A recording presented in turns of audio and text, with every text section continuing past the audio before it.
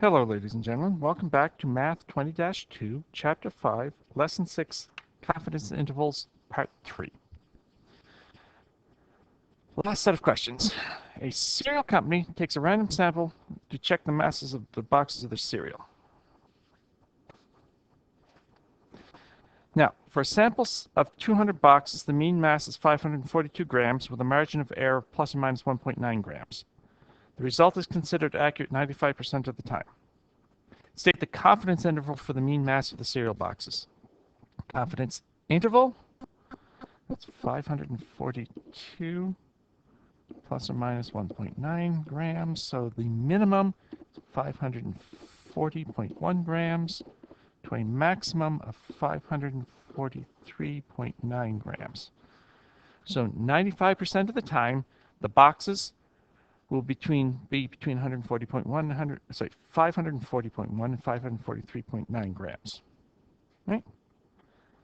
Now, 3 other samples of different sizes were taken using the same confidence level as shown below, but the margin of error for each sample was mixed up.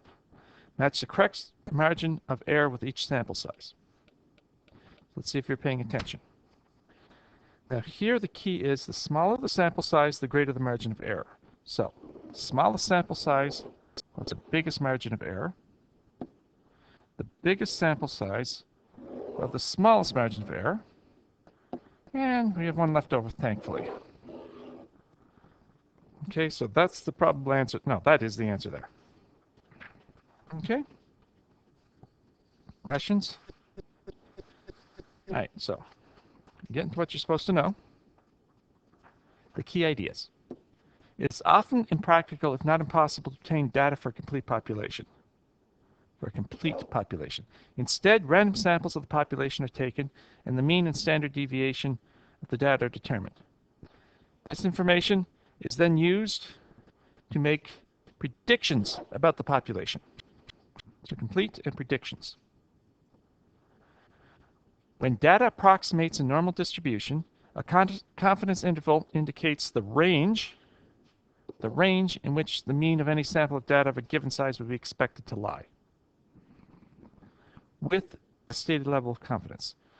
This confidence interval can then be used to estimate the range of the mean for the population. Now, sample size, confidence level, and population size determine the size of the confidence interval for a given confidence level. And here, there's actually quite a bit of math behind it, but I'm saving that for a second-year university statistics course. All right?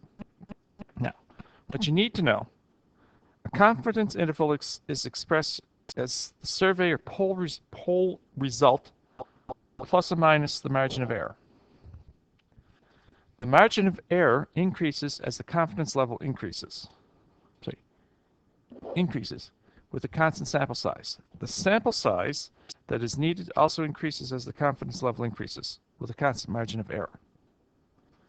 The more survey you do, the better. So the sample size affects the margin. The sample size affects the margin of error. A larger sample results in a smaller margin of error, assuming the same confidence level is required. So, for example, a sample of 1,000 is considered to be accurate within plus or minus 3.1% 19 times out of 20. Yeah, there's a typo on your sheet. On your notes, I apologize. Plus or minus 3.1, not 63.1.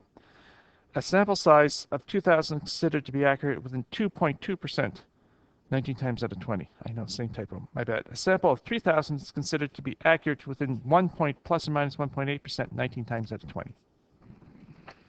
All right? Now, that's it for confidence intervals. Any questions, shoot me an email. Otherwise, good luck. Go do the classwork.